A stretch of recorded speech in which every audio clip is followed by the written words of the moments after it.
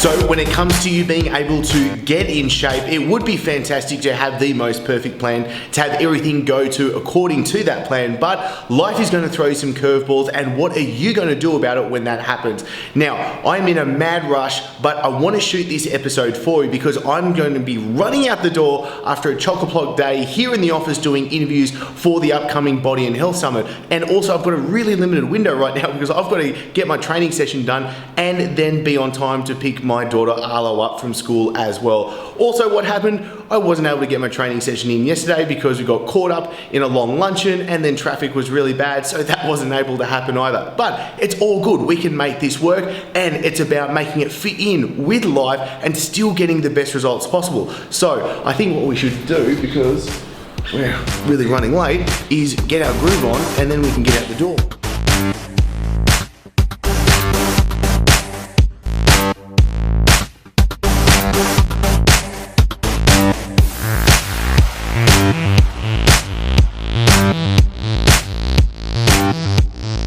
So much of the time, you just have to make it work for you. I feel too many people are just getting derailed when they accidentally slip off their plan. They accidentally aren't able to make a training session, and then the whole week's ruined. No, it doesn't have to be like that.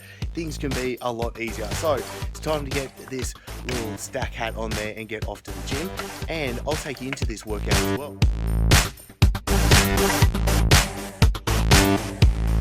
One of the reasons why I actually wanted to shoot this because is when shit hits the fan with your training, your diet, everything, there's no need to absolutely lose the plot. Like, say for instance, I want to be training my legs twice a week at the moment, and what I'm going to do is I'm actually going to train chest, triceps and quads today. So it's going to be all pushing movements, and then what I'm going to be doing tomorrow is I'm going to be doing back, biceps and hams and glutes as well. So let's jump on into this.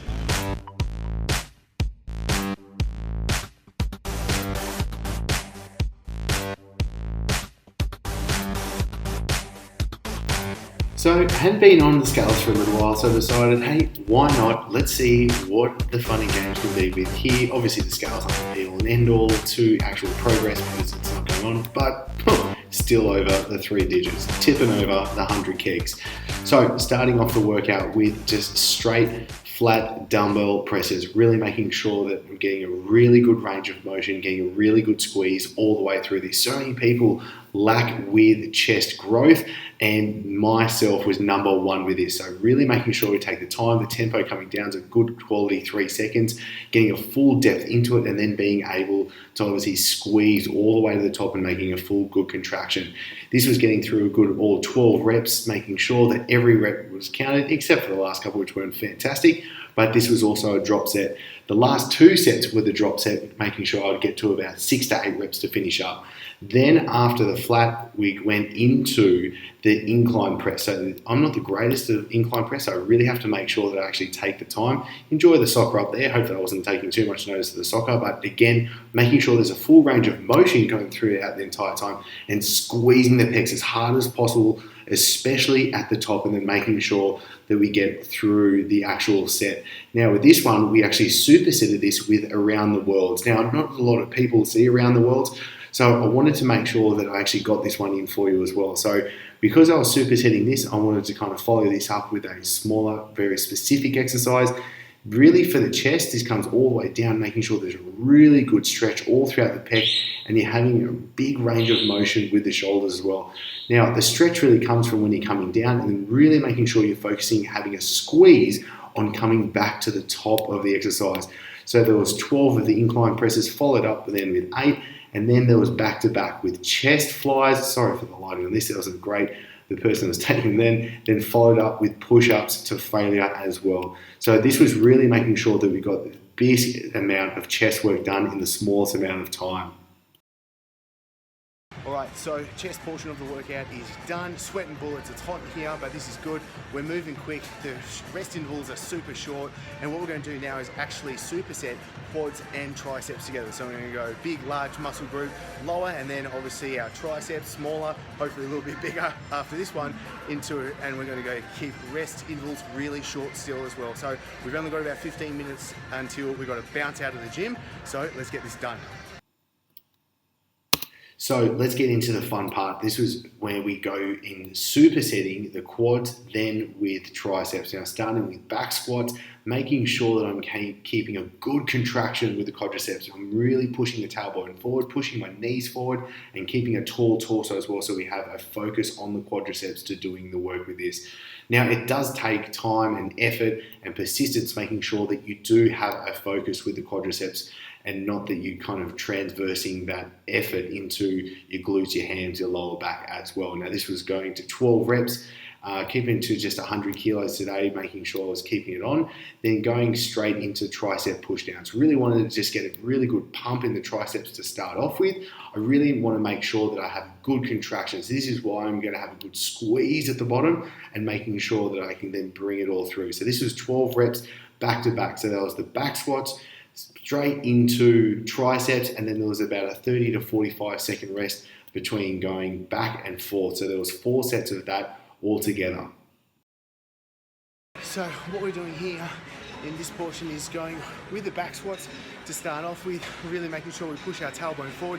Knees are going to be coming forward more, torso is really upright because we want more of a quadricep focus. Then with the tricep push down, starting with just a push down on the cables because I want to get a really good pump, having a pause at the bottom, really squeezing, making sure we get a good contraction out. It's because following up from after this, we're going to make sure we do a bigger, heavier compound. We're going to do an overhead tricep. So obviously we're focusing on kind of like more of the short head, then the long head of the triceps after it as well.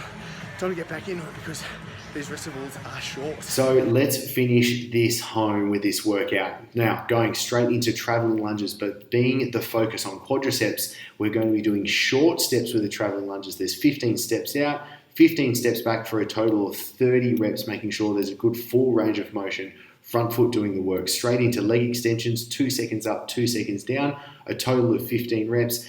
And then for the triceps, we're focusing on the long head of the triceps. Now, this is like an overhead tricep extension, but I really like this one simply because I can get a really good contraction out of it, making sure a full range of motion. So forehead and forearms are on the bench. And then again, it's all about the quality. It's not just about getting crappy reps out. Each rep has got to count. Obviously, the last 2 aren't going to be fantastic on every time, but we really want to push it out. And then this is why we want to be able to get good quality workouts done, because what we do after it, that's right, we can get on with life. And for me, it was picking up Arlo from school. And because it was high carb day, cookies are on the menu. What it's all about. It's done, it's dusted, rainbow face painting, picked up, ready to rock and roll and go home. You ready to get on the bike, Arlo?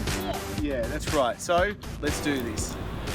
Alright, so this is where this episode wraps up, and why I really wanted to shoot this for you is to show you what happens on a day-to-day scale, because I want to come here as a coach's perspective to show you what you can do to make you having smarter decisions throughout the day so you can enjoy the process, enjoy your days, and optimize your results as well. Not every day is going to be fantastic. So after picking up Arlo from school, shooting on back here, I've had to jump in, do a couple of Skype meetings, and then jump on in. I haven't even had time to eat yet, which this is waiting for me right now. So as you'll see, we've got some fish, salad, there's a bit of mustard, apple cider vinegar, and then there's my homemade, so proud, sauerkraut that's actually got some beetroot in there and also gingered carrot. So there's a bit of stuff going down there, going down with some chocolate superfood elixir, just because I really need to get some more water intake today, and also the greens as well. So you can see how this really starts to work for you so easily when you start making the right decisions. So this is going to be the start of a series of episodes where I'm going to be walking you through, as of in 2 days time, I'm going to be recording episodes every day and jumping on Facebook live streams as well, walking you through the step-by-step, including the Instagram stories, where I'm going to give you behind the scenes throughout the whole entire time. My aim for this is to show you, to walk with you, kind of guide you through the process for how you can get in great shape leading into the end of the year. So this is going to be an 8 to a 12-week process, because we've actually got 2 programs that are about to run, and we're taking on clients as of Monday actually to go into those programs as well. So I want you to be able able to join me along in this process so I can help you. I want to be here answering your questions throughout the process as well. So make sure you subscribe so you don't miss out on the episodes. I'll also pop a link below for you so you can join the My Body Blends, the free group where every day I'm making sure you get the insights, you can ask the questions, and I'll personally come in to read and reply to help with you as well. Because we also have the weekly live coaching calls as well where you can jump on and I'll really dig in deep on top of these episodes as well. So I want you to be able to think about what are the results that you truly want to be able to achieve. Stop making excuses, because I'm going to show you in a realistic way how it can happen, and I'm really looking forward to seeing your results, because this is what I'm here for, to make sure that everyone in the My Body Blends tribe is achieving so much more, enjoying the whole process. Hence why I'm wearing the t-shirt. So I'm looking forward to seeing you in the next episode. Now it's time for you to get the most out of this and comment below. This is where I will personally come in and give you the answers that you need. And as always, the best discussions happen over at mybodyblends.com. This is where I can give you all the guides, programs, and insights that I can't fit in these episodes. Plus the free diets and workouts are there waiting for you now. And if you did like this episode, then be sure to hit subscribe so you never miss an episode and I can send them straight to you. I'm looking forward to seeing you soon here and in the My Body Blends only